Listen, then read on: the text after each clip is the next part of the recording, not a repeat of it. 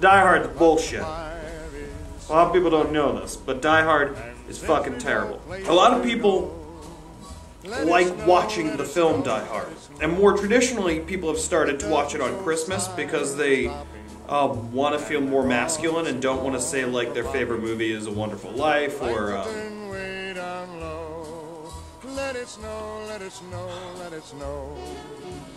who cares? Another Christmas movie. There's lots of Christmas movies. There's Charlie Brown Christmas. That's fantastic. Watch it every year. I don't care what you do on Christmas. But you don't have to make it about bravado. Now, Christmas is not a time for Die Hard. Nightmare Before Christmas barely passes. But every year, around December, everybody has to make these lists. They post it to Facebook and they go, guys, what's your favorite Christmas movie? And they wait about 4 or 5 comments in before they drop the bomb that they're the outlier, that they're the person who wants to make an argument that Die Hard's a Christmas movie, because it happens around the holidays. Alright? Bullshit. Bullshit. What ends up happening in Die Hard is this. Bruce Willis, by the way, it's a fantastically made film. It's great to look at. It's like an iPhone.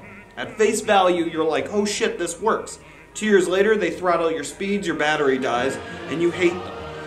And then you want to talk about all the suicides that happen in that factory over there, because that's how mad you are. Die Hard is a film where Bruce Willis is a decent cop. Not a good cop. A decent cop. John McClane. John McClane, shitty beat cop, decent beat cop. Let's give him credit where credit's due. Weird Aryan fella. Neglects his wife and daughter. Neglects them because he's a cop and he's out fighting crime 18 hours a day. And he's doing the right thing in theory. And his wife, who's been busting ass her whole fucking life to be an independent woman, gets a job at Yagamaki. Is it Yagamaki? Holy shit, I'm amazing. I'm a god. Yagamaki Tower. Now, in the early 90s, there was this weird thing where Japan was kind of like the enemy overall, economically speaking. So, like, you start to see, like, in people who are a little bit more right-wing and conservative in their filmmaking, start to make Japanese enemies a lot. And it shows in, like, other, like, cyberpunk films, even though that's kind of more of a... Yeah, RoboCop is one of them. Johnny Mnemonic. Even in, like, Blade Runner and Blade Runner types, they usually make either China or Japan some sort of, like, superpower, mildly ethnocentric nationalist evil.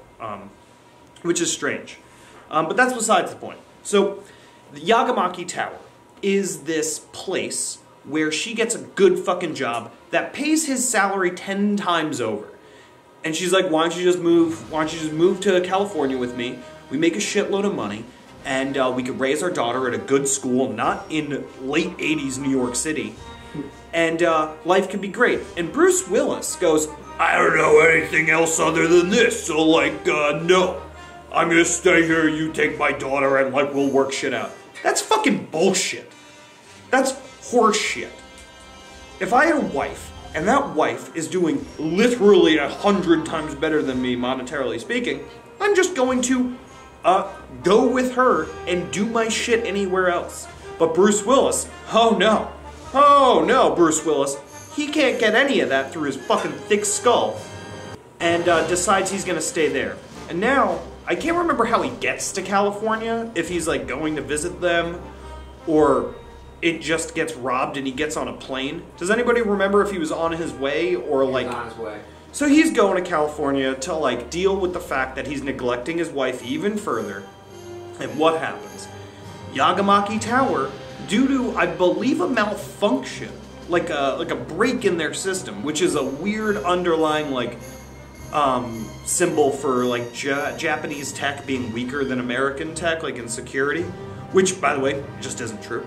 Not at the time, but like we had to like take little digs at them, mainly because of like a weird parallel between Japanese cars and American cars, and people like to talk shit about that for some reason. So there's some sort of security flaw, and I'm not sure if they have a specific country, but arbitrary Eastern European villains pimp into the scene, take over the tower, they want money or something, and hold his wife captive. So he does it in a spectacular action film, climbs this tower, crawls on his hands and knees through glass. Things happen. Meanwhile, this whole time, the FBI's on the scene, and educated white-collar cops are on the scene, fucking up at every opportunity, right? The one hero is Carl Winslow. Carl Winslow, on the ground, beat cop. Now, this is interesting because it's not a race thing in Die Hard.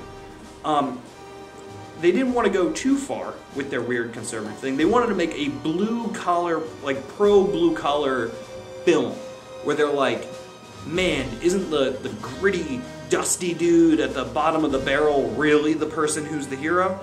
When in reality, no, he's not the hero in this film. He's the asshole who put his wife in an abusive situation that drove her to be alone in situations and maybe not completely think out something.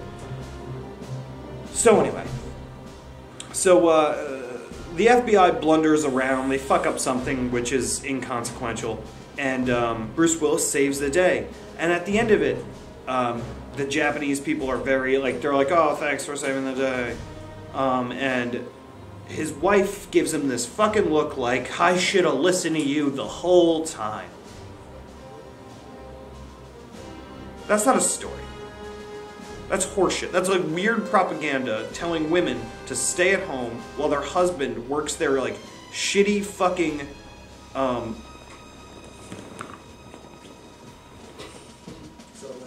definitely dropping on the brain screen.